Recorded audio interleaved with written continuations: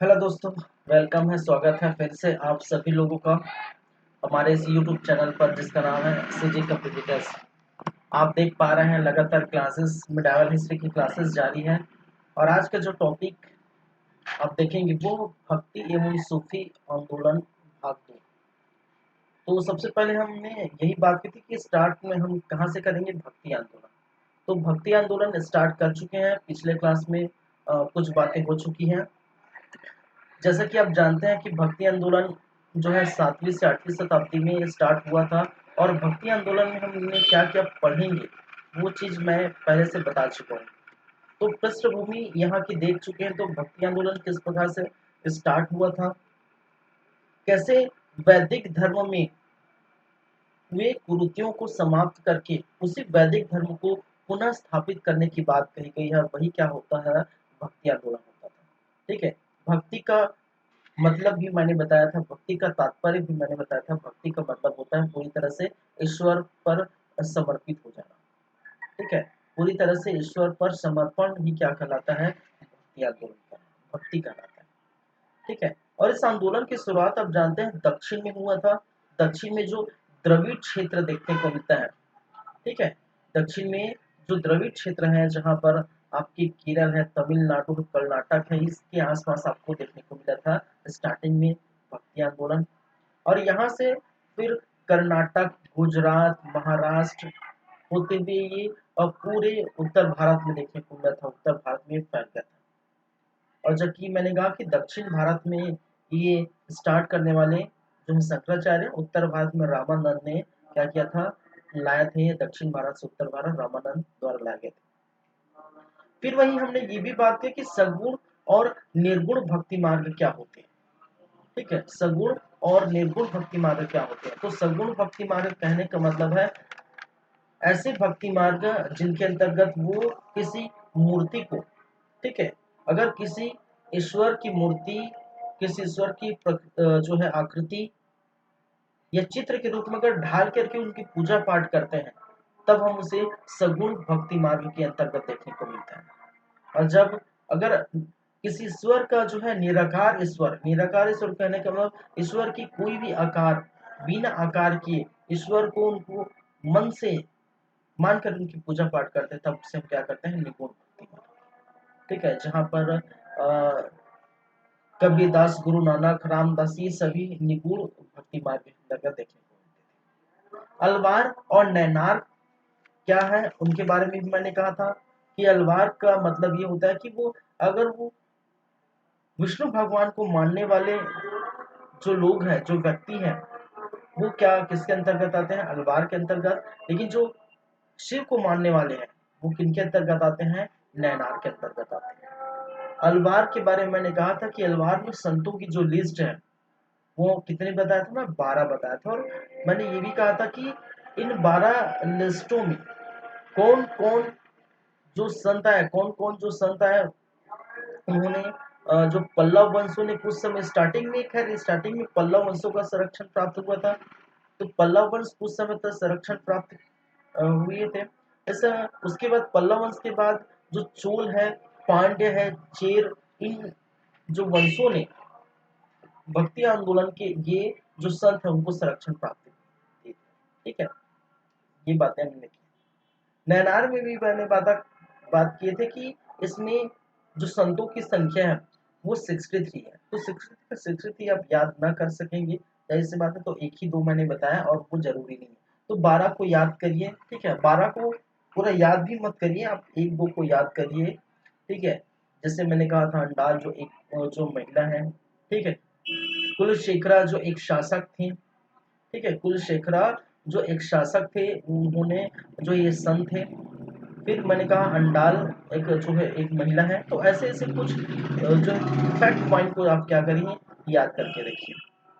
ठीक है, तो ये भक्ति आंदोलन के बारे में इतनी बातें हो चुकी है। आज की क्लास में हम देखेंगे भक्ति आंदोलन से रिलेटेड जो संत महात्मा है जिन्होंने भक्ति को, ठीक है, भक्ति को पूरे तरह से ये फैलाया है, भक्ति की और क्या क्या बातें की हैं उनके बारे में हम क्या करेंगे, अब बात करेंगे। चलिए, तो आइए फिर चलते हैं आज का क्लास देखते हैं। तो प्रमुख भक्ति संत, तो प्रमुख भक्ति संत में सबसे फर्स्ट हम बात करेंगे आज शंकराचार्य, फिर देन मूव करेंगे निम्बाकाचार्य, फिर माधवाचार्य, फिर रामानंद, देन मूव करेंगे कबीरदास, रायदास, गुरु नानक, तुलसीदास, मीराबाई, सूरदास, वल्लभाचार्य, रामानुजाचार्य, दयालु, रज्जब, चैतन्य महाप्रभु, शंकर देव, तुकाराम, नामदेव, एकनाथ। ठीक है, तो इनके बारे में आप आज देखने वाले हैं। तो सबसे फर्स्ट आने वाले वो है शंकराचार्य।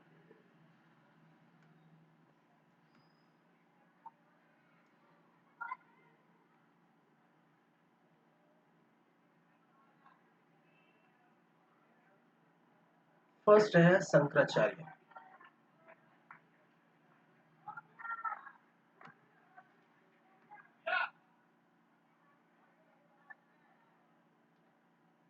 चलिए, तो देखते हैं क्या क्या बातें हैं इनके अंतर्गत।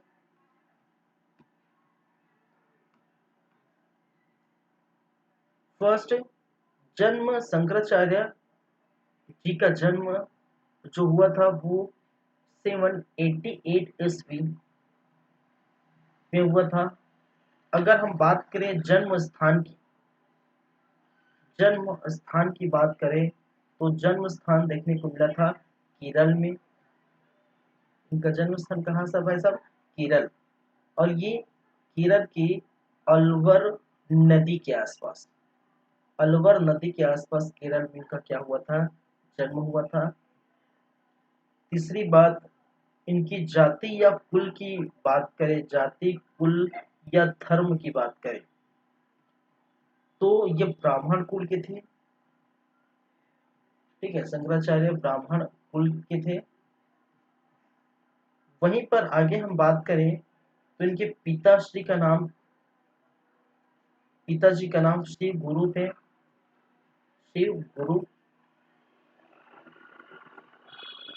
हालांकि परिचय से ज्यादा क्वेश्चन नहीं आएंगे, उनके कार्यों से आएंगे। जैसे उनकी सिद्धांत ही अद्वैतवाद सिद्धांत है। ठीक है, ये पूछा जाता है कि शंकराचार्य के सिद्धांत क्या है। तो मैं लास्ट में एक लिस्ट भी दे दूंगा जहां पर जो जिन्होंने क्या क्या सिद्धांत दिए, जिन्होंने क्या क्या स्थापना की, उनका भी मैं लिस्ट दे दूंगा लास्ट में। फिलहाल उनकी परिचय और कुछ कुछ बातें हम यहाँ पर देखते हैं। चलिए, माता आर्यम्बा या इनको सुभद्रा के नाम से भी जाना जाता है। नेक्स्ट, इनको उपाधि मिली थी, उपाधि परम हंस की उपाधि, परम हंस की उपाधि। तो यहाँ पर इंपॉर्टेंट ये हो जाते हैं एक तो। ठीक है, चलिए फिर इनका दार्शनिक मत क्या था भाई? दार्शनिक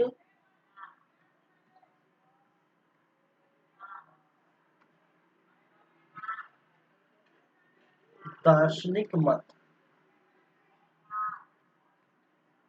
ये अद्वैतवाद की सिद्धांत दिए थे। ठीक है, अद्वैतवाद इनका मत क्या है भाई साहब? अद्वैतवाद। और अद्वैतवाद का मतलब होता है एक ही क्या है? पर ब्रह्म है। ठीक है, एक ही पर ब्रह्म की सत्ता को स्वीकार किया है। ठीक है, एक ही पर ब्रह्म सत्ता को क्या किया है? स्वीकार किया। क्या स्वीकार्य है? इनका मतलब क्या है? अद्वैतवाद का मतलब है कि दुनिया में, ठीक है, दुनिया में सिर्फ सिर्फ एक ही पर ब्रह्म है, एक ही सत्ता है। ठीक है, पर ब्रह्म की शक्ति है। ठीक है, उसी को हम क्या करें? स्वीकारें। मतलब कहने का मतलब एक तरफ से एक ईश्वरवाद, अद्वैतवाद कहने का मतलब एक तरह से एक ही ईश्वर है। ठीक है, एक ही परम ब्रह्म जो है सत्ता है, एक ही पर ब्रह्म शक्ति है और दूसरा कोई नहीं है। ठीक है, चलिए, इन्होंने, अगर मैं भक्ति मार्ग की बात करूं, जैसे मैंने कहा भक्ति मार्ग, तो भक्ति मार्ग में मैंने क्या कहा? एक तो ज्ञान मार्ग है, ज्ञान मार्ग, दूसरा है कर्म मार्ग, कर्म मार्ग, और तीसरा है भक्ति मार्ग। ठीक है, क्या है? भक्ति मार्ग। मैंने मार्ग की बात की तो मार्ग का मतलब क्या है? एक ज्ञान मार्ग, कर्म मार्ग और भक्ति मार्ग। इन्होंने क्या है,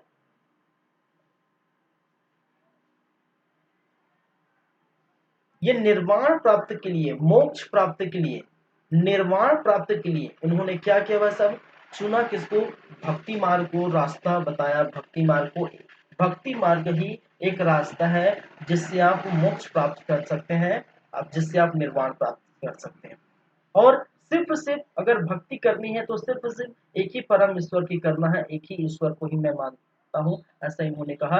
और उन्होंने एक सिद्धांत दिया, उन्होंने एक दार्शनिक मत दी, जिनको अद्वैत के नाम से जाना जाता है। अद्वैतवाद मतलब एक ही परम ब्रह्म सत्य।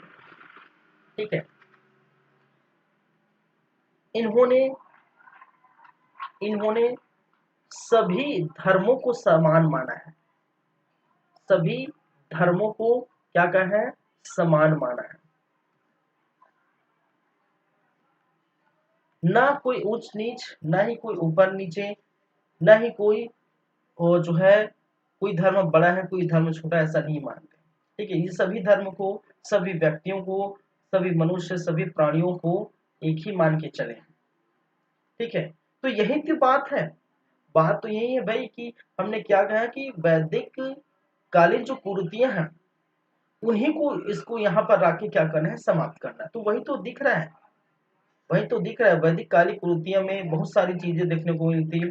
जहाँ पर यहाँ पर आप वर्ण व्यवस्था की बात करें तो वर्ण व्यवस्था, ठीक है, वो भी पूरी तरह से समाप्त कर दिया गया था।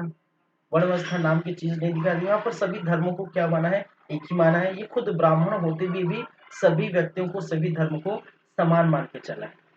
ठीक है, तो वही है कि वैदिक काल को ही, वैदिक जो है धर्म को ही पुनः स्थापित करना है। कब? जब इनके कुरीतियों को समाप्त कम कर देंगे। चलिए, इनके अन्य नाम क्या क्या है भाई? अन्य नाम, अन्य नाम है इनको प्रच्छन्न बौद्ध कहा गया है। क्या कहा गया? प्रच्छन्न बौद्ध कहा गया है। अब प्रच्छन्न बौद्ध का मतलब क्या होता है? देखिए, ये एक बार क्वेश्चन पूछा गया था। ठीक है, सीजीपीएससी में क्वेश्चन पूछा गया था कि निम्नलिखित में से, इनमें से कौन से भक्ति जो संत है वो प्रच्छन्न बौद्ध के नाम से जाने जाते हैं? तो प्रच्छन्न बौद्ध कौन है भाई? कि यही है शंकराचार्य जी। प्रच्छन्न बौद्ध का मतलब होता है छिपा हुआ बुद्ध। क्या हुआ? छिपा हुआ बुद्ध। लेकिन हम इसको छिपा हुआ बुद्ध या प्रच्छन्न बौद्ध क्यों कहते हैं? ठीक है, क्यों कहा जाता है? कि इन्होंने इन्होंने इन्होंने शंकराचार्य ने बुद्ध की तरह धार्मिक कर्म कांडों, जाति व्यवस्था का खंडन किया है, विरोध किया है। जैसे आप देखते हैं ना, जैसे बुद्ध ने क्या किया है, गौतम बुद्ध ने क्या किया है कि वेदों का विरोध किया। ठीक है, वेद विरोधी हुए, जाति विरोधी हुए, जाति जो है वर्ण व्यवस्था है, जाति व्यवस्था वर्ण व्यवस्था है, उनका विरोध किया। ठीक है, तो वैदिक कर्म कांडों का और जाति, ठीक है, जाति अस्पृश्यता का भी इन्होंने क्या किया? विरोध किया, जैसा बुद्ध ने किया। तो लिख सकते हैं,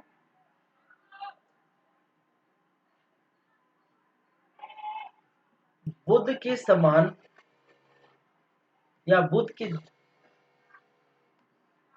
के समान वैदिक कर्म कांडों एवं अस्पृश्यता के विरोध के कारण, के विरोधी के कारण क्या कहा जाता है? इनको प्रच्छन्न बौद्ध कहा गया है। कि जैसे बुद्ध ने भी वैदिक कर्म कांडों का खंडन किया है, वेदों का खंडन किया है, वेद विरोधी हुए, वैसे ही ठीक है, जातीय अस्पृश्यता का विरोध किया। उसी प्रकार ये जो शंकराचार्य जी है उन्होंने ये भी किए, इसीलिए इनको प्रचंड बौद्ध के नाम से जाने जाते हैं।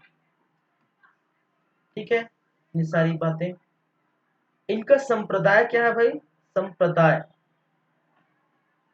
इन्होंने एक संप्रदाय की स्थापना की जिसमें जिसको स्मृति संप्रदाय कहा गया। ठीक है, स्मृति संप्रदाय, स्मृति संप्रदाय की इन्होंने क्या की? स्थापना की। चलिए चलते हैं नेक्स्ट। हो गया, क्लियर है?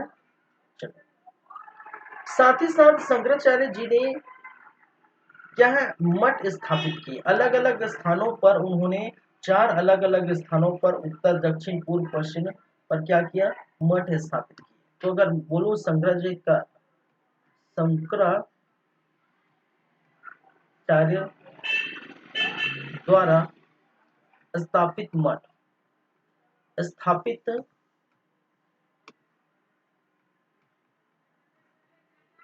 मठ,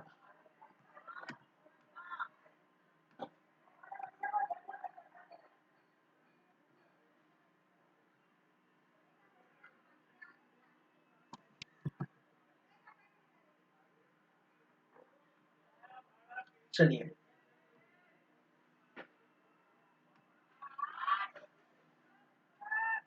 तो देख लेते हैं शंकराचार्य जी का स्थापित मठ कहाँ कहाँ पर स्थित है, इसकी हम चर्चा करेंगे।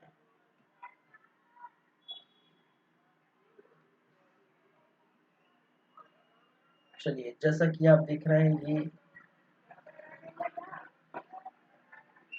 है भारत का मैप, और इन्हीं के जरिए हम बात करेंगे इनकी मुल्कों के बारे में। ठीक है,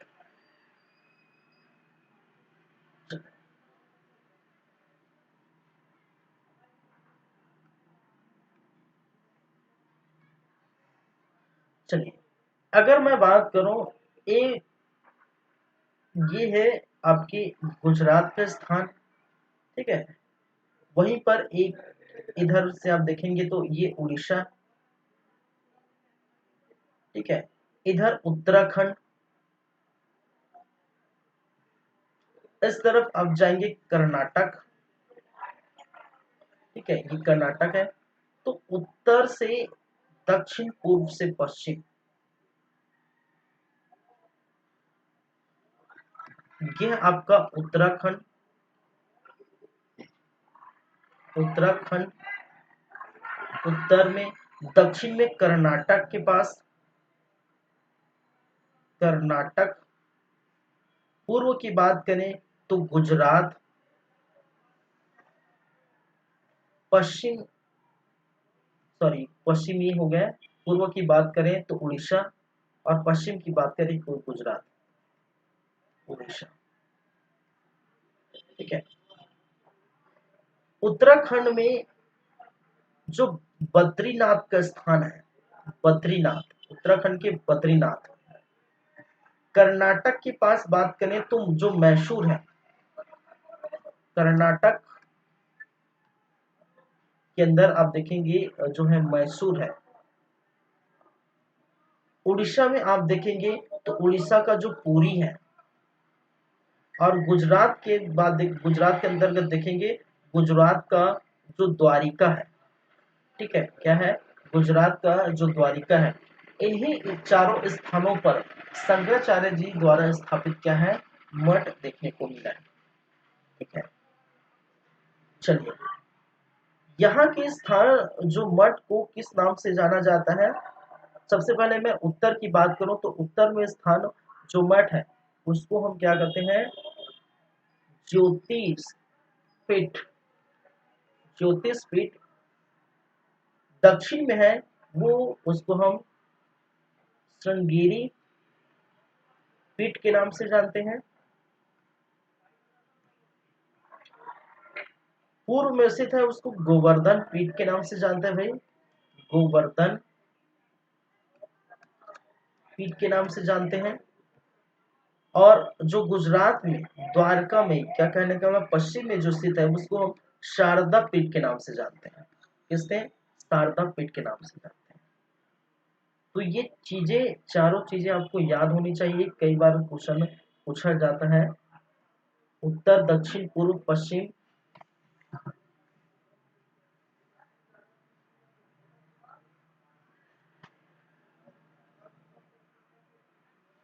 तो आप ऐसे भी लिख सकते हैं, इसको मैं लिख लेता हूं पूरा लाइन से। शंकराचार्य द्वारा स्थापित पीठ, द्वारा क्या है, स्थापित मठ, द्वारा स्थापित पीठ या मठ।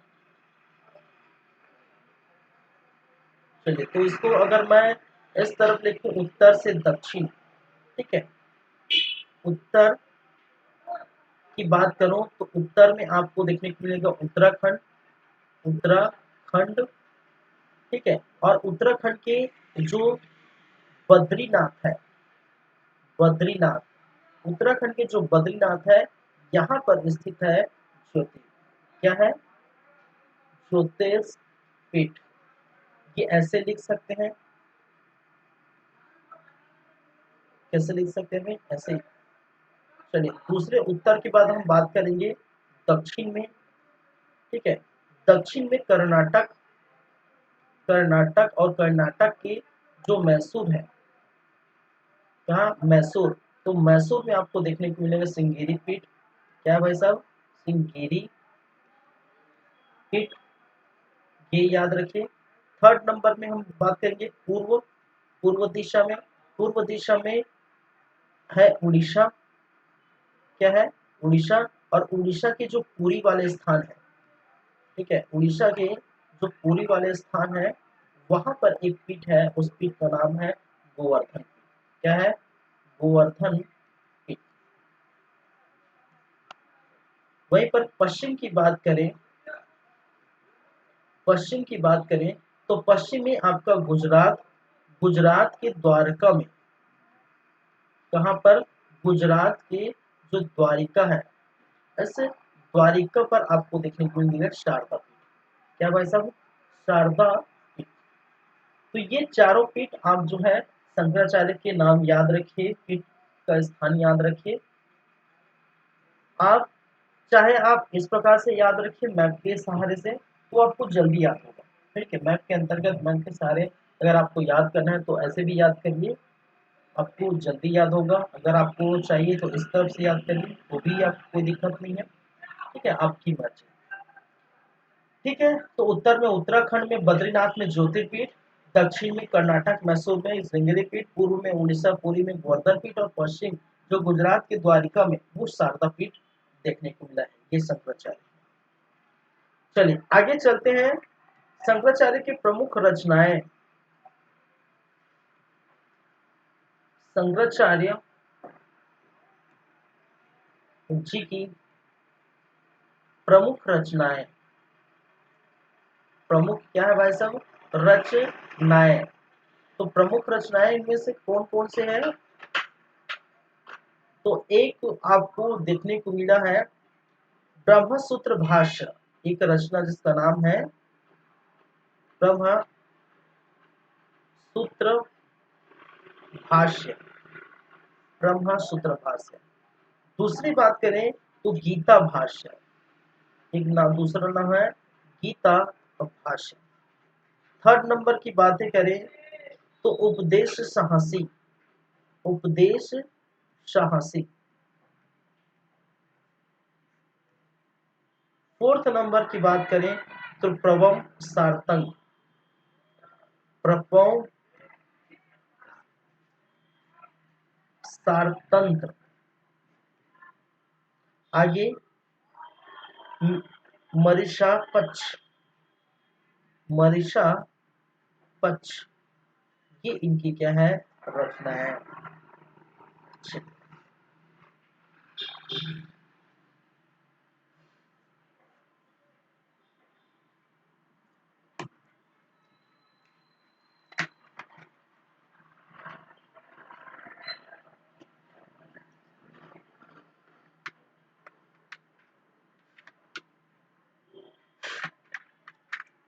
आगे बढ़े, तो ये हो गए इनकी इतनी सारी बातें, आप क्या करेंगे, याद रखेंगे।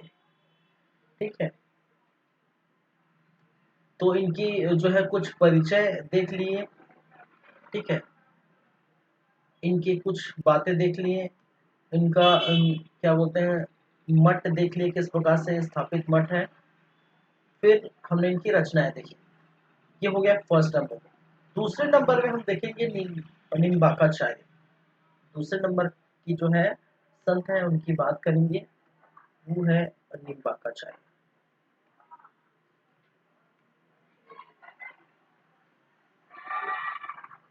निम्बाकाचार्य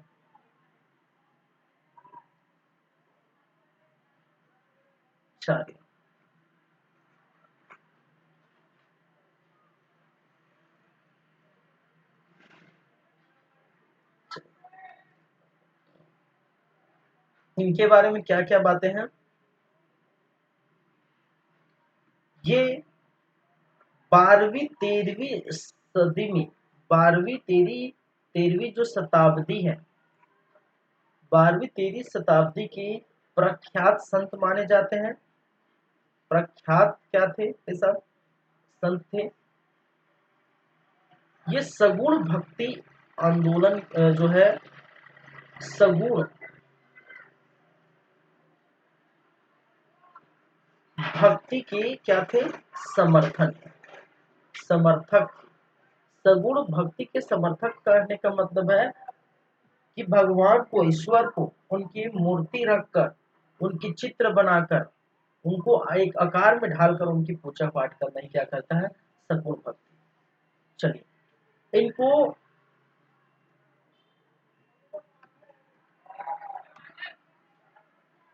इनको कृष्ण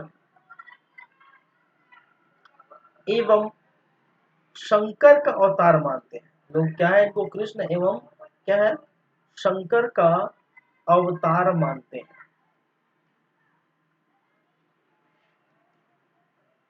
ये चीजें आप याद रखिए। चलिए, क्या सिद्धांत दिए इन्होंने, क्या सिद्धांत दिए, इनकी बात करें तो द्वैतवाद। क्या है भाई साहब, इनका जो है मत क्या है, सिद्धांत, या अगर मत की बात करो, सिद्धांत या मत की बात करो तो इनका सिद्धांत या मत क्या है, द्वैतवाद।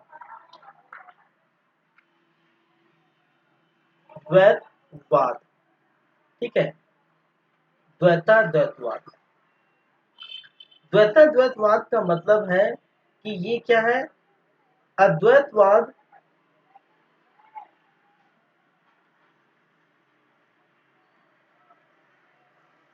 चलिए ये क्या है, अद्वैतवाद प्लस द्वैतवाद का क्या है, मिश्रण। ये जो सिद्धांत है वो क्या है भाई, द्वैतवाद, अद्वैतवाद और द्वैतवाद का क्या है, मिश्रण है। ठीक है, ये इनका क्या है, इसको हम कहते हैं द्वैतवाद। ठीक है, चलिए।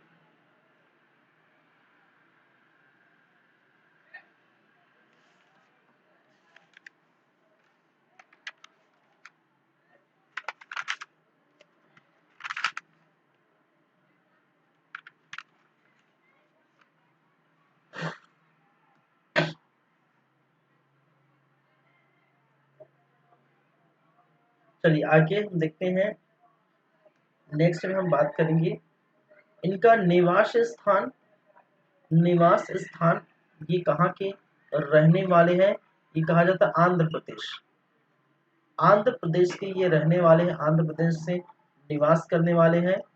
दक्षिण भारत के प्रमुख संत कहलाए, दक्षिण भारत के प्रमुख संतों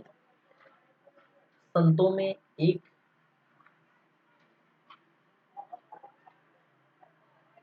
भगवान श्री कृष्ण। इनको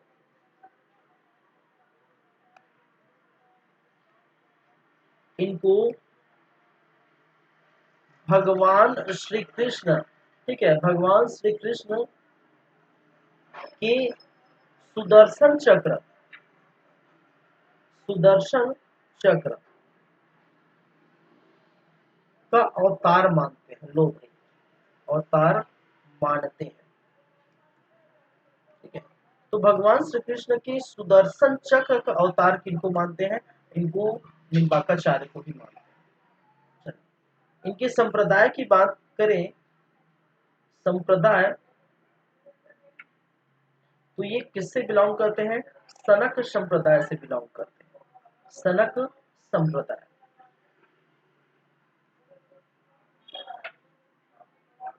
चलिए, और इन्होंने रचना लिखी है और उस रचना का नाम है वेदांत परिजात सौरभ। क्या भाई साहब? वेदांत परिजात सौरभ।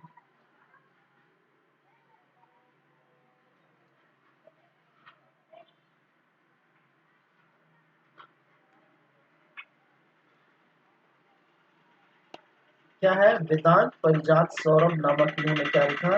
रचना लिखी। सनक संप्रदाय से बिलोंग करते हैं। देखिए, इंपॉर्टेंट क्या रहता है, अगर आप इतनी चीजें, सारी चीजें आपको याद नहीं रख सकते, ठीक है, आपको याद क्या करना है, आपको याद क्या रखना है? एक तो ये तो सगुण भक्ति आंदोलन की समर्थक है, पहली बात याद करना है। दूसरी बात ये, इनका जो मत है, इनका सिद्धांत है, वो क्या है? द्वैतवाद है। ये दो चीजें याद रखनी है। तीसरी चीजें आपको याद रखनी है, ये किस संप्रदाय से बिलोंग करते हैं और इनका रचना क्या है। बस इनके बारे में चार चीजें याद रखिए, दुनिया भर को भूल जाइए। ठीक है, ये चीजें सिर्फ यही याद रखिए। ठीक है, और जैसे कि अगर मैं बात करूं शंकराचार्य वाले पॉइंट में, तो यहाँ पर जैसे मैंने कहा, इनका उपाधि याद रखिए, पहली बात। दूसरी बात, आपको इनके सिद्धांत मत याद रखना है, ये दो हो गए। तीसरा याद करना है आपको, ये प्रचंड बौद्ध वाली पॉइंट क्या है? प्रचंड बौद्ध वाली पॉइंट याद रखना है। चौथा आपको याद रखना है कि किस संप्रदाय इनके अंतर्गत आती, तो ये स्मृति संप्रदाय। तो ये चीजें आपको क्या करना है? याद रखना है। स्टार लगा रहा हूं। आपको याद रखनी ये पूरा पॉइंट। पूरा पॉइंट कहने का मतलब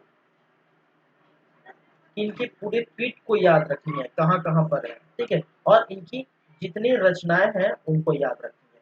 ठीक है, तो इससे क्या होगा, आप अच्छे से याद करेंगे, कम मात्रा में, और क्वेश्चन जो है यहीं से पूछे जाते हैं और कहीं बाहर से नहीं पूछे जाते। ठीक है, तो जो चीजें हैं उसी को ही याद रखिए जहां से क्वेश्चन पूछे जाते हैं।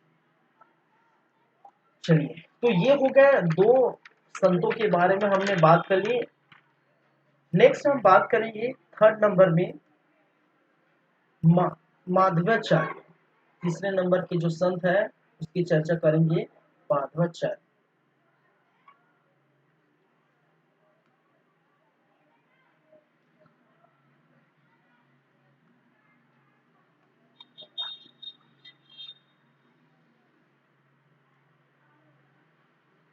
माधवाचार्य, ठीक है।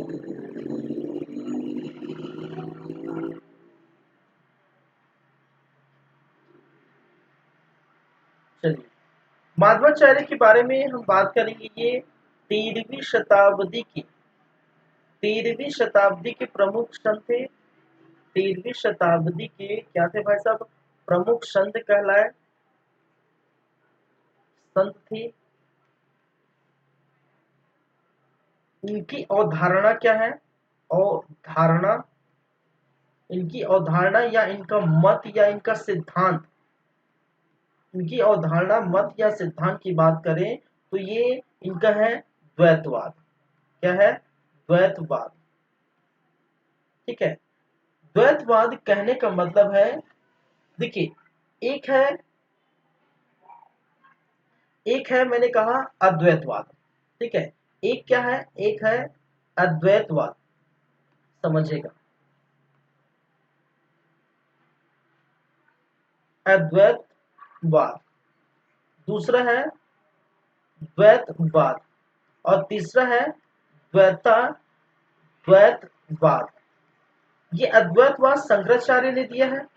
शंकराचार्य साहब का जी का क्या है ये सिद्धांत है। द्वैतवाद अभी देख रहे हैं माधवाचार्य का है। ठीक है, ये किनके है भाई, अभी देख रहे हैं द्वैतवाद माधवाचार्य का है। और वहीं पर द्वैतवाद द्वैतवाद निम्बार्काचार्य है, निम्बार्काचार्य का है। यही चीजें देख रहे हैं। मैंने जैसे कि मैंने कहा कि अद्वैतवाद अद्वैतवाद का मतलब है कि एक ही ईश्वर है, एकेश्वरवादी कहने का मतलब है एक ही परम और जो है ईश्वर है। ठीक है, एक ही क्या है, परम शक्ति है, परम शक्ति है। कहने का मतलब है कि दुनिया में, संसार में एक ही है, एक ही होगा और वो होगा ईश्वर, सिर्फ एकलौता है। ठीक है, ईश्वर के एक ही रूप है और एक ही। ठीक है, कहने का मतलब एक ईश्वरवाद को फॉलो करते हैं। वहीं पर द्वैतवाद की बात करें तो इन्होंने, ठीक है, द्वैतवाद का मत जो दिया, उन्होंने ने कहा कि उन्होंने आत्मा और परमात्मा दोनों को जो है अलग अलग तत्व बताया। ठीक है, ईश्वर के दो रूप होते हैं, यहाँ पर आत्मा और परमात्मा की बात की। किसकी बात की भाई साहब, आत्मा और परमात्मा। कहने का मतलब है यहाँ पर ईश्वर के दो रूपों की बात की है। ठीक है, कहने का मतलब है एक ईश्वरवादी नहीं, अनेकेश्वरवादी, अनेकेश्वरवादी, एक से अधिक ईश्वर। क्या है, एक से अधिक ईश्वर की बात इन्होंने की है। ठीक है, चलिए, तो और इन दोनों के बीच, इन दोनों का जो मिश्रण है, किनका किनका, अद्वैत और द्वैतवाद, उनका मिश्रण ही क्या कहलाता है, द्वैतवाद कहलाता है। ये चीज आपको क्या करना है, याद रखना है।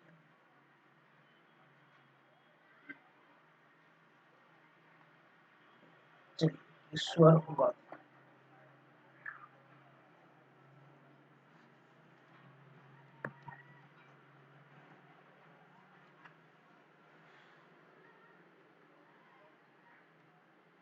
ठीक है, आगे चलें तो मैंने कहा ये द्वैतवाद है। द्वैतवाद मतलब आत्मा और परमात्मा की बात कही। द्वैतवाद मतलब इसमें आत्मा होंगे, आत्मा और परमात्मा, परमात्मा की संज्ञा इन्होंने दी है।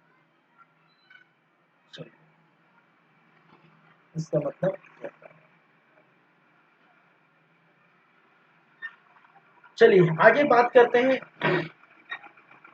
इनको इनको वायु का अवतार मानते हैं। क्या कहते हैं, वायु का अवतार मानते हैं। पहली बात, इनको लक्ष्मी नारायण का अवतार मानते हैं। एक ही लाइन में लिख देता हूं, वायु, इनको वायु एवं लक्ष्मी नारायण, लक्ष्मी नारायण का अवतार मानते हैं भाई साहब। ये चीजें आपको याद रखनी है, वायु और लक्ष्मी नारायण का अवतार। इन्होंने इन्होंने विष्णु की प्रतिमा स्थापित की है। जाहिर सी बात है, विष्णु की क्या है, प्रतिमा स्थापित की है, किए हैं। ठीक है, जहां जिस स्थान पर ये भगवान की पूजा करते हैं, जहां पर मानते हैं, उन्होंने उस स्थान पर उन्होंने विष्णु की प्रतिमा स्थापित की है। ठीक है, इसका मतलब वो विष्णु को मानने वाले हैं। इसका मतलब वो सगुण भक्ति की जो है क्या है, समर्थक है।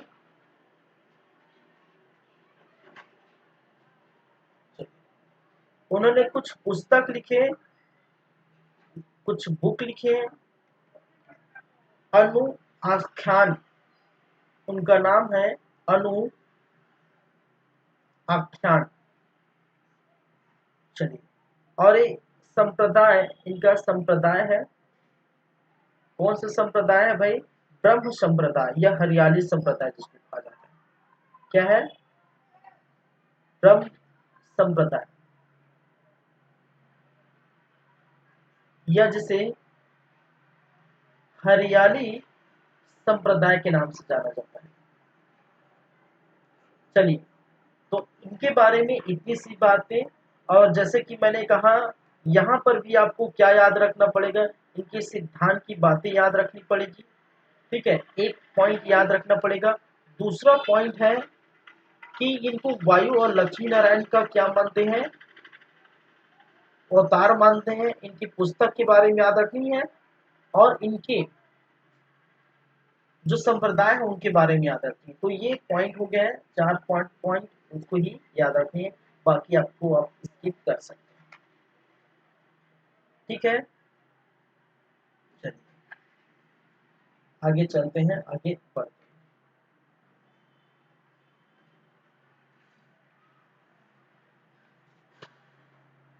चौथे नंबर की हम बातें करेंगे, फोर्थ नंबर में आने वाले हैं वो है रामानंद। क्या भाई साहब, रामानंद।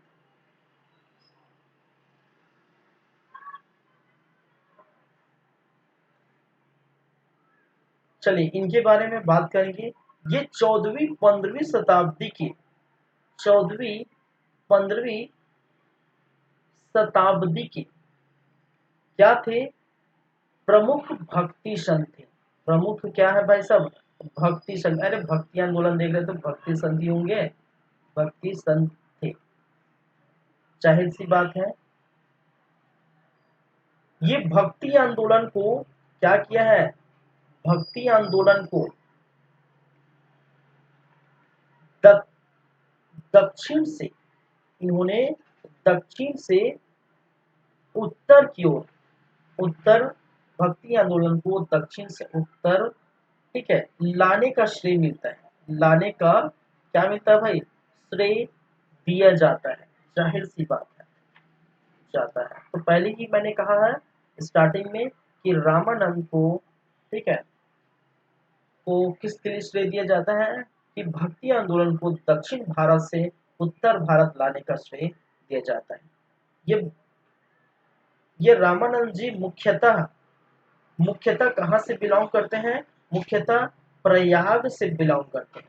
प्रयाग यूपी से क्या करते हैं, बिलोंग करते हैं। यूपी, यूपी के थे, यूपी के है, ठीक है। पहली बात है, राम भक्ति को, राम भक्ति को प्रारंभ करने का भी श्रेय दिया जाता है। प्रारंभ करने का भी क्या देते हैं, इनको श्रेय दिया जाता है, दिया जाता है। ये चीजें याद रखिए।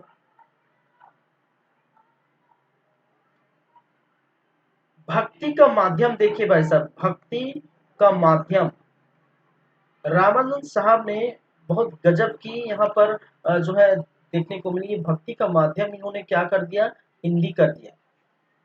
पहले भक्ति का माध्यम स्टार्टिंग में जब देखे थे तो दक्षिण भारत में भक्ति का जो माध्यम था वो संस्कृत भाषा में थी।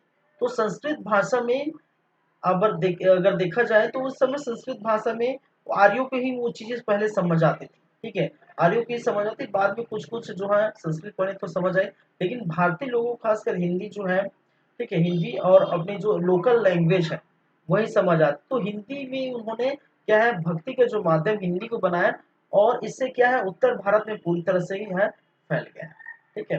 चलिए ये चीजें याद रखिए। इनके संप्रदाय का नाम याद रखिए, संप्रदाय, संप्रदाय रामवत संप्रदाय। क्या है, रामवत संप्रदाय। तो ये चीजें आप क्या करें, याद रखिए। तो ये पॉइंट याद रखिए, दक्षिण से भारत लाने का श्रेय इनको मिलता है, ठीक है। इनको भक्ति आंदोलन की हिंदी का माध्यम जो बनाया और ये रामवत संप्रदाय, ये 3 चीज याद रखिए और कुछ भी चीज याद ना रखिए, ठीक है। चलिए आगे बढ़ते हैं। देखिए रामानंद की बात करें तो रामानंद के क्या थे कि 12 शिष्य थे, 12 क्या थे भाई साहब, शिष्य थे। ये तो आप जानते होंगे क्या है, रामानंद के 12 क्या थे भाई, शिष्य थे। जिसमें से अगर बात करें, एक तो आप जानते हैं संत कबीर, इनके ही शिष्य थे। दूसरी बात करें रैदास, रैदास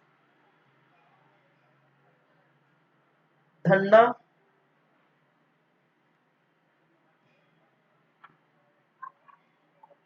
सेना, नरहरि, नरहरि, भवानंद, क्या है भाई साहब, भवानंद, पीपा,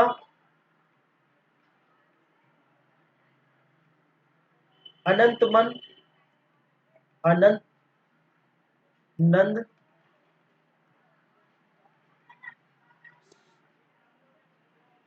सुरसर, सुरसर, सगना,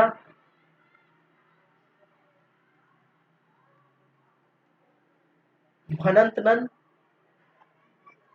भनंत नंद, और 12वें नंबर पर जो देखें पद्मावती, पद्मावती।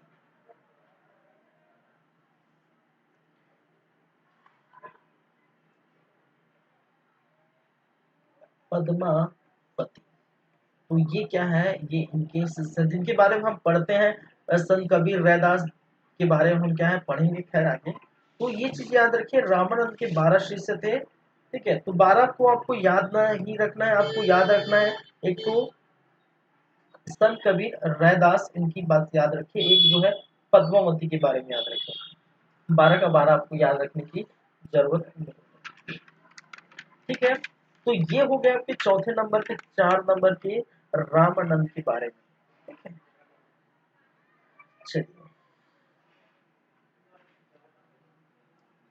आगे बढ़ेंगे, चलिए आगे बढ़ेंगे, लेकिन थोड़ा 2 मिनट का ब्रेक चाहिए मुझे, 2 मिनट के बाद मैं वापस आता हूँ। उनके बाद हम देखेंगे नेक्स्ट जो भी होगा, आप इसको याद कर सकते हैं, ठीक है। चलिए फिर आगे बढ़ेंगे।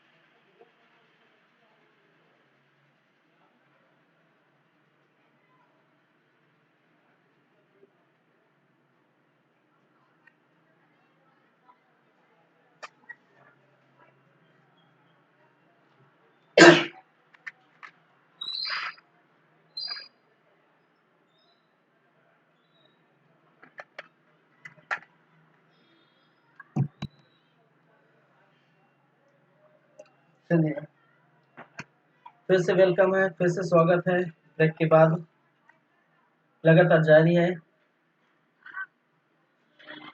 मिडावल हिस्ट्री की क्लासेस हमारे इस यूट्यूब चैनल पर देख पा रहे हैं। चलिए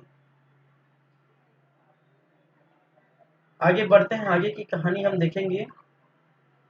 आगे की बात करेंगे किस पर भाई? 5वें नंबर के जो संत देखेंगे,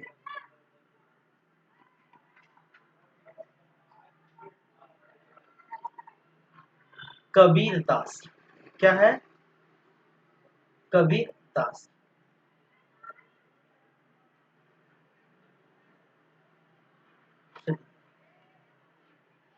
तो क्या क्या बातें हैं कबीर दास के बारे में? इनकी बात की जाए तो जन्म,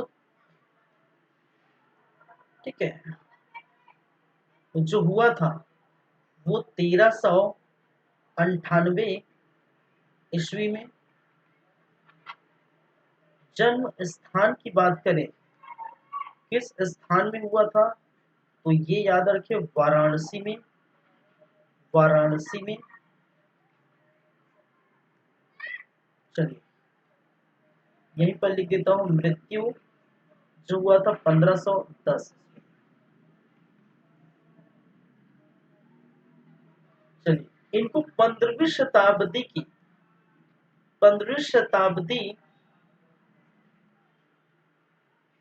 के निर्गुण भक्ति के संत माने जाते। 15वीं सदी के संत थे, ये भी आ जाते हैं। ये निर्गुण संप्रदाय के संत थे। ठीक है, क्या है? निर्गुण। निर्गुण संप्रदाय, संप्रदाय के क्या थे? संत माने जाते हैं, संत थे। चलिए ये सिकंदर के समकालीन थे। समकालीन किसके भाई थे? समकालीन किसके थे? ये सिकंदर महान के समकालीन, सॉरी सिकंदर लोदी के समकालीन थे। सिकंदर महान नहीं, सिकंदर, सिकंदर लोदी की। जब लोदी वंश स्टार्ट हुआ था, जो आप पढ़े थे, ठीक है, हमने स्टार्ट किया था लोधी वंश, तो सिकंदर लोधी देखे थे, ठीक है, इब्राहिम लोधी देखे थे, तो सिकंदर लोधी के क्या थे? समकालीन थे। चलिए इन्होंने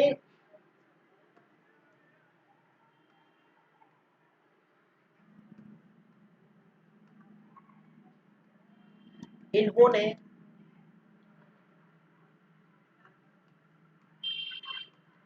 हिंदू मुस्लिम, हिंदू मुस्लिम एकता पर बल दिया। ठीक है, एकता पर क्या दिया भाई साहब? बल दिया। कहा गया कि हिंदू और मुस्लिम दोनों क्या है? बराबर, ना ही कोई, ठीक है, हिंदू बेस्ड है ना कोई मुसलमान बेस्ड है। ठीक है, दोनों बराबर है। ठीक है, हिंदू मुस्लिम एकता पर उन्होंने क्या दिया? ठीक है, समर्थन दिया, बल दिया। ठीक है, नेक्स्ट चलिए, और कबीरदास के बारे में जानते हैं। ये रामानंद के शिष्य है। अभी जस्ट देखिए, रामानंद के क्या है भाई साहब?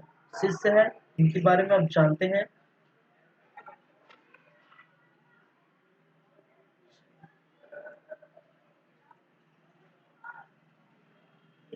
पुस्तक या बुक या रचना की बात करें तो उन्होंने क्या क्या रचना लिखी? एक तो रामायणी, दूसरा है शबद, ठीक है, साखी शबद रामायणी, तीन जो है, साखी शबद और रामायणी। ठीक है, ये तीन रचना, और तीनों जो है, तीनों जो है बीजक की भाग है। ठीक, ठीक है, तीनों क्या है भाई साहब? बीजक के भाग है। बीजक के भाग है। इनकी रचना क्या है? इनकी रचना है शबद, साखी शबद रमैनी। ठीक है, ऐसे पढ़ा जाता है इनको, साखी शबद रमैनी। ठीक है, और ये तीनों जो है बीजक के भाग है, और ये कबीर के जो है उपदेश जो बीजक है। ठीक है, ये, चलो नेक्स्ट मैं लिख देता हूँ, नेक्स्ट में मैं लिख देता हूँ। अगर बुक की बात की जाए, रचना की बात करें, रचना, तो ये बीजक है, बीजक, बीजक। और बीजक के क्या है, 3 भाग है। अब मैं ऐसे लिख सकता हूँ, बीजक के क्या है भाई साहब, 3 भाग है। और 3 में एक है साखी है, सबद है, और तीसरा है रमैनी। साखी, सबद, रमैनी, ये क्या है, बीजक के ही भाग है। इनकी रचना क्या है, बीजक है। ये चीज आप क्या कर सकते हैं, लिख सकते हैं। चलिए, तो नेक्स्ट पेज में आप देख लीजिए।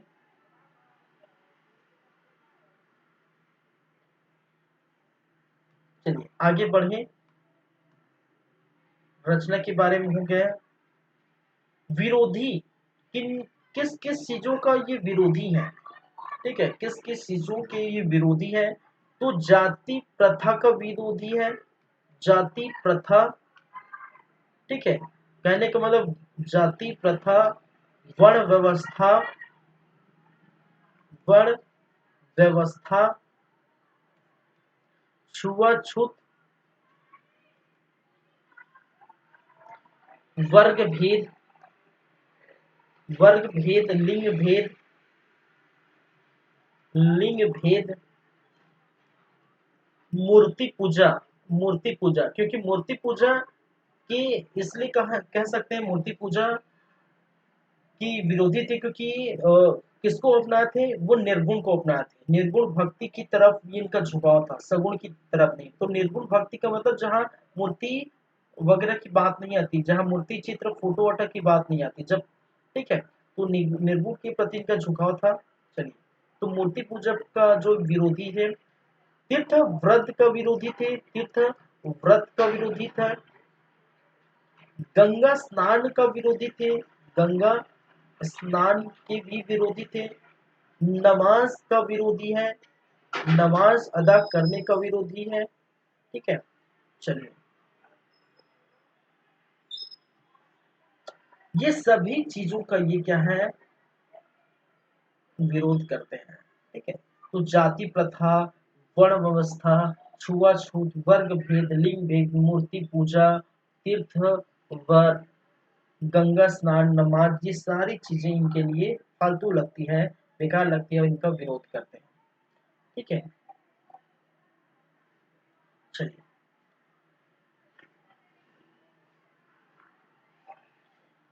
इनकी मान्यता क्या है भाई, इनकी मान्यता क्या है, मान्यता यह है कि संत जीवन जीने के लिए, संत जीवन जीने के लिए इन्होंने क्या कहा है, जीने हेतु, ठीक है, गृहस्थ जीवन को क्या करना है, गृहस्थ जीवन त्यागना जरूरी नहीं है। गृहस्थ, संत जीवन जीने के लिए गृहस्थ जीवन त्यागना जरूरी नहीं है। क्या है, जरूरी नहीं है।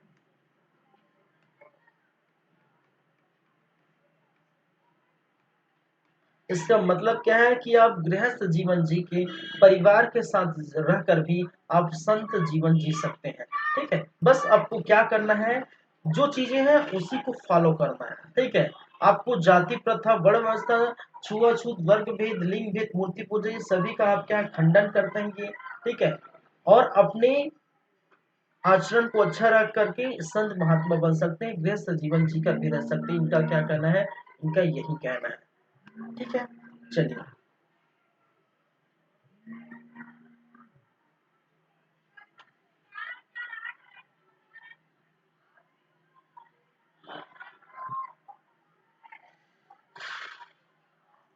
अन्य रचनाएं क्या है, यहाँ और देख लेते हैं, अन्य रचनाएं भी हैं, रचनाएं, हालांकि मैं इसी में लिख देना, साकी, सबद, रमैनी तो हो जाए, बीजक हो गया, फिर और क्या है, मंगल, मंगल भी इनकी रचनाएं हैं, बसंत,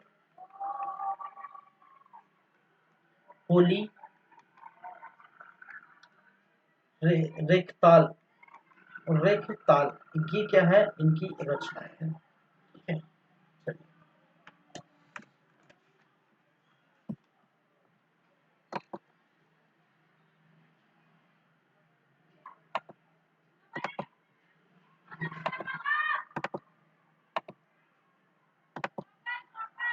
चलिए हो गया। तो ये कबीर दास के बारे में हम बोल देख सकते हैं। कबीर दास इसको जुलाहा के नाम से भी जाना जाता है। ठीक है, जुलाहा, ये भी आप क्या लगे याद रखिए। कबीर दास जिसको हम क्या कहते हैं, जुलाहा के नाम से हम जानते हैं। तो जन्म 1398 से मृत्यु 1510 में वाराणसी में हुआ था। ठीक है, 15वीं शताब्दी के क्या है, ये संत कई बार ये क्वेश्चन पूछा गया है। ठीक है, जन्म से लेकर ये निर्गुण और जो संप्रदाय के संत माने जाते हैं। इस ये किसके, सिकंदर लोधी के क्या है, समकालीन है। ये याद रखिए। हिंदू मुस्लिम पर ये बल देते हैं। रामायण की ये क्या है, शिष्य है। बीजक इनका रचना है। ये विरोधी है, जातिवादी को विरोधी मान्यता है। ये अन्य रचनाएं, ये सभी बातें आप क्या है याद रखिए। ठीक है, जाति प्रथा, बड़ व्यवस्था, छुआछूत, वर्ग भेद, लिंग भेद, मूर्ति पूजा, तीर्थ व्रत, गंगा स्नान, नमाज अदा करने, सारी जो है चीजें का विरोध करते थे। साकी सवगत रमेनी, इनके 3 भाग है। बीजक, बीजक के साथ साथ मंगल, बसंत, होली, रिक्ताल की अन्य रचनाएं हैं। ये चीजें याद रखिए। ठीक है,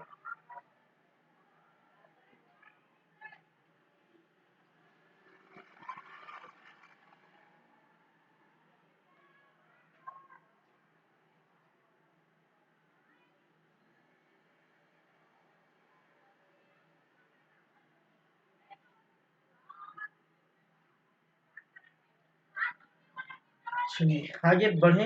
देखिए इनकी रचनाएं जो है, अगर हम बात करें कबीरदास की रचनाएं, इनकी जो रचनाएं हैं वो जो है आदि ग्रंथ साहब में संकलित है।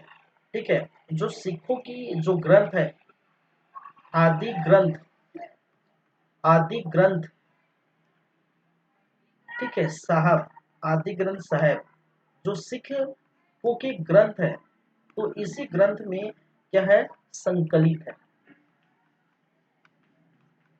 इनकी जो रचनाएं हैं, ये जब रैदास आएंगे या रविदास जिसको बोलते हैं, ये भी क्या है, कबीर के समकालीन थे। और ये किसके शिष्य थे, रामानंद के भी शिष्य थे दोनों। ठीक है, तो रैदास या रविदास की ग्रंथ की रचनाएं भी इसी आदि ग्रंथ साहिब में संकलित है, जो सिखों के जो है ग्रंथ कहे जाते हैं। सिखों के पवित्र ग्रंथ कहे जाने वाले आदि ग्रंथ साहिब में इनकी, कबीरदास और रैदास की जो रचनाएं हैं वो संकलित की गई है। ये चीजें आप क्या करेंगे, याद रखिए। वहीं पर हम बात करेंगे, नेक्स्ट है 5वें नंबर के बाद 6ठे नंबर पर है रैदास या रविदास। रैदास या जिसको रविदास के नाम से जानते हैं।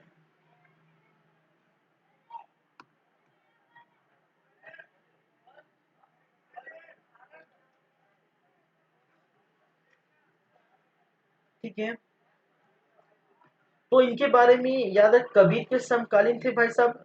ये क्या थे, कबीर की समकालीन थे। समकालीन, पहली बात है। दूसरी बात है, इनके बारे में याद रखिए, सभी रामानंद के जो शिष्य, ठीक है, ये जो है, ये भी क्या थे, ये भी रामानंद के शिष्य हैं। जैसे कि मैंने बताया, रामानंद के शिष्य। और जो कबीर के बाद सबसे जो प्रसिद्ध हुई, कबीर के बाद, कबीर के बाद रायदास, रायदास जो है सबसे सिद्ध साबित हो, सबसे प्रसिद्धि साबित हुए रायदास। ठीक है, कबीर के बाद रायदास अत्यधिक क्या हुए, प्रसिद्ध हुए, अत्यधिक प्रसिद्ध हुए। दोनों क्या थे, कबीरदास और रायदास दोनों रामानंद के शिष्य हैं। और कबीरदास के बाद जो अत्यधिक जो प्रसिद्धि जिनको मिली है, वो है 12 में से क्या है, रायदास है। तो मैंने इसलिए कहा कि संत कबीर की बारे याद रखिए, रायदास के बारे में याद रखिए, और तीसरा एक महिला थी पद्मावती के बारे में याद रखिए। ठीक है, और बाकी के बारे में आपको याद करने की जरूरत है। बस इतनी याद रखिए कि रामानंद के 12 शिष्य में से संत कबीर और रैदास इनमें से एक है। ठीक है, चलिए, इनको संतों का संत कहा गया है। इनको,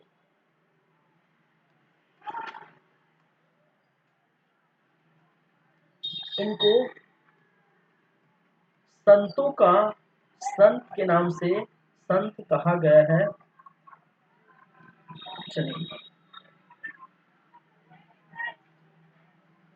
इन्होंने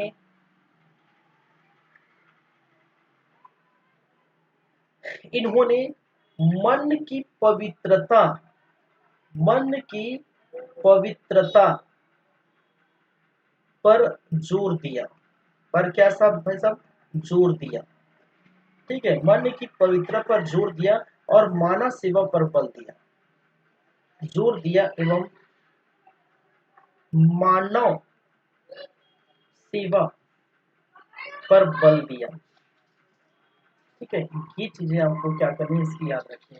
ठीक है, तो मन की पवित्र बल देना कहने का मतलब है मन की पवित्र पर जोर दे, मानव सेवा कहने का मतलब है अगर आप ईश्वर को मानते हैं, ठीक है, आपको लगता है कि इस दुनिया में, संसार में ईश्वर नाम की कोई चीज है, तो आप अपने मन को शांत रखिए, मन को जो है पूरी तरह से पवित्र रखिए। आप जिस ईश्वर को मानते हैं उसको मानिए, कोई दिक्कत नहीं है। ठीक है, बस रैदास ने उनकी ही तरह, कबीर दास की तरह जाति प्रथा, वर्ण वस्त्र, छुआछूत, वर्ग विधि सभी को, मूर्ति पूजा को भी क्या है, त्याग देते, क्योंकि ये निगुण से की तरफ इनका झुकाव था।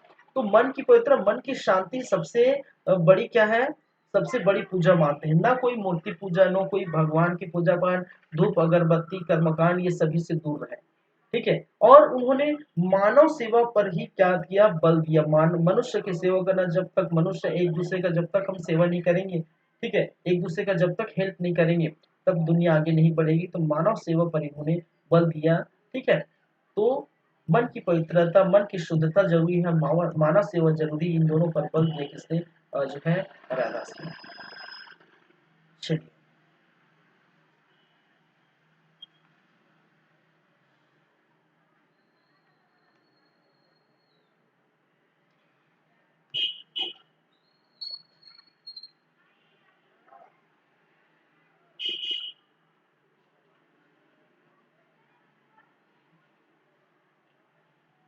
इनकी शिष्या, इनकी एक शिष्या थी, जो है, नाम है झाला रानी। ठीक है, नाम है झाला रानी, जो चित्तौड़ की रानी थी। कहा जाता है चित्तौड़ की रानी, चित्तौड़ की रानी। ठीक है, चित्तौड़ की रानी जो है झाला रानी, ये जो है इनकी जो है शिष्या थी, किसकी, रैदास की शिष्या थी। ये चीजें याद रखें। इन्होंने एक संप्रदाय यहाँ पर देखने को मिला है। इनका जो संप्रदाय है, ये संप्रदाय है रैदासी संप्रदाय, रैदासी संप्रदाय से बिलोंग, संप्रदाय। और ये जो रैदासी संप्रदाय है, कहा जाता है इनके अनु अनुयायी द्वारा, अनुयायियों द्वारा क्या है, ये रचना है। इनकी जो संप्रदाय का जो है, इनके द्वारा किया गया है, तो ये इनके अनुयायी द्वारा किया गया है, ऐसी। और इनकी भी ग्रंथ जो है, रैदास की भी ग्रंथ है, गुरु ग्रंथ साहिब में क्या किया गया है, संकलित की गई है। चलिए, तो ये बातें हैं किनके बारे में, रैदास के बारे में, रविदास के बारे में। ठीक है, चलिए,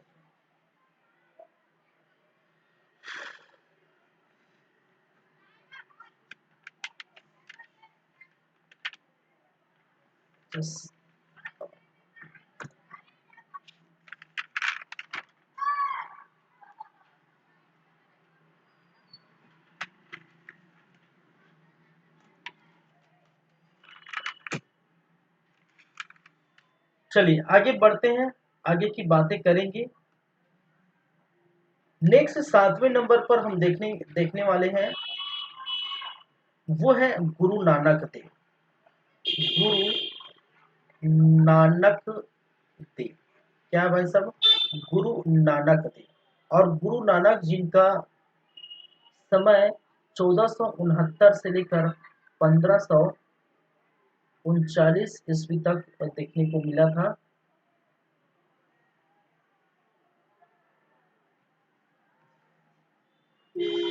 चलिए, गुरु नानक देव सिख संप्रदाय के प्रथम संत कहे गए। क्या है भाई साहब, सिख संप्रदाय के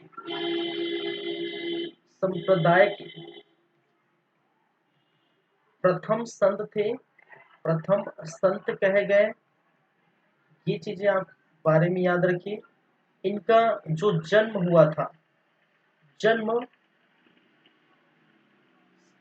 1469 में, और कहाँ पर, लाहौर में, लाहौर की तलवंडी, तलवंडी, ठीक है, लाहौर के तलवंडी के, तलवंडी के खत्री परिवार में, खत्री क्या है, परिवार में। तो ये याद रखिए, इनका जो जन्म हुआ था लाहौर के तलवंडी के खत्री परिवार में हुआ था। कब?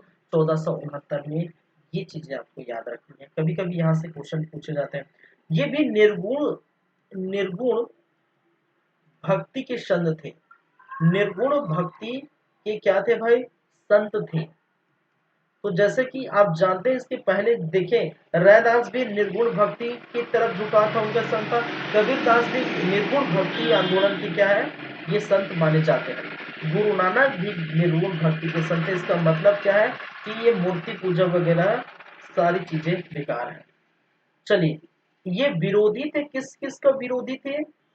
ये भी जाति व्यवस्था का विरोधी करते, जाति व्यवस्था का विरोधी थे, जाति व्यवस्था का विरोध किया है। लिंग भेद का विरोध किया, लिंग भेद का विरोध किया। छुआछूत का विरोध किया, छुआछूत का विरोध किया। इन्होंने आडंबर का विरोध किया, आडंबर। इन्होंने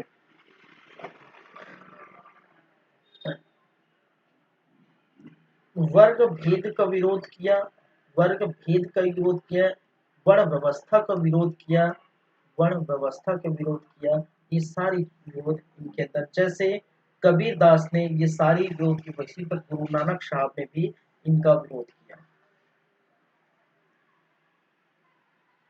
साथ ही ज्ञान प्राप्ति के लिए, ज्ञान प्राप्ति के लिए, प्राप्ति हेतु गुरु के, गुरु के ज्ञान प्राप्ति हेतु गुरु की अनिवार्यता पर बल दिया, अनिवार्यता पर क्या दिया, बल दिया। इसका मतलब क्या है, अगर आपको ज्ञान प्राप्त करना है तो इसका मतलब है कि आपके कोई ना कोई गुरु होना चाहिए। बिना गुरु के ज्ञान नहीं मिलता, ऐसा गुरु नानक देव ने कहा है। चलिए,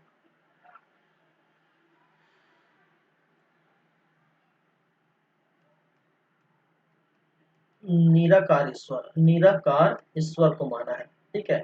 इसका मतलब क्या है, निगुण का मतलब निराकार ईश्वर। लंगर प्रथा का प्रारंभ भी किया, लंगर प्रथा का प्रारंभ किया। देखिए, अब जानते हैं लंगर प्रथम, लंगर प्रथा का प्रारंभ। आप जाएंगे सिखों में, आप जो है, आप जाके पंजाब में आप जाके देखिए, ठीक है। वहां पर जब आ जाएंगे, जो सिख हूँ, ठीक है, कि वहाँ धर्म जो स्थल है, वहां पर आप जाके देखेंगे कि लंगर लगते हैं। बहुत सारे जो लोग हैं, जितने भूखे प्यासे लोग हैं, वहां जाके आसानी से, आराम से वहां पर जो है, क्या है, अपनी जो पेट भर सकते हैं, पेट भर के भोजन खा सकते हैं। तो ये लंगर प्रथा का आरंभ देखने को मिला। चलिए, इनकी मृत्यु हुई थी 1538 में, और मृत्यु कहाँ पर, करतारपुर साहिब, करतारपुरा साहिब, ठीक है। ये कहाँ है, पाकिस्तान में, पाकिस्तान में करतारपुरा साहिब, जो सिखों के क्या थे, सिखों के पवित्र स्थल है। क्या भाई, ये क्या है, सिखों के पवित्र स्थल। और संप्रदाय क्या है इसका, संप्रदाय की बात करें तो सिख संप्रदाय क्या है, सिख संप्रदाय।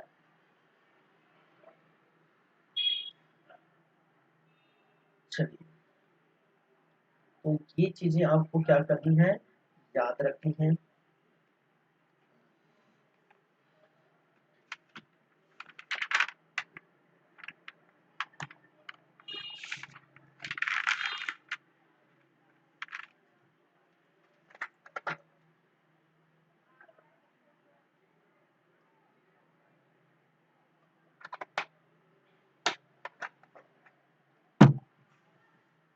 चलिए,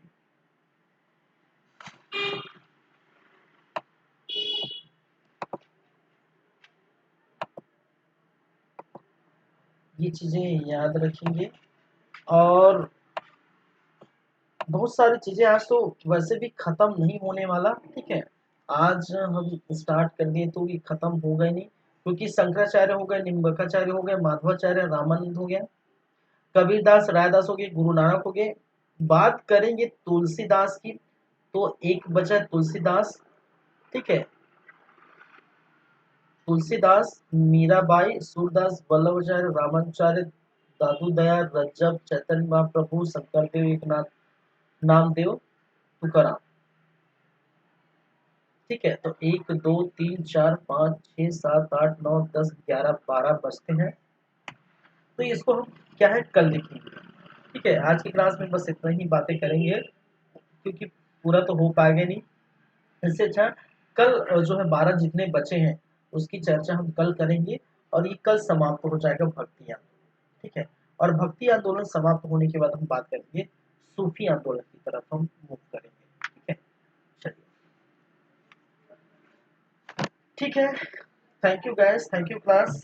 मिलते हैं नेक्स्ट टाइम, तब हम बात करेंगे आगे की। चलिए,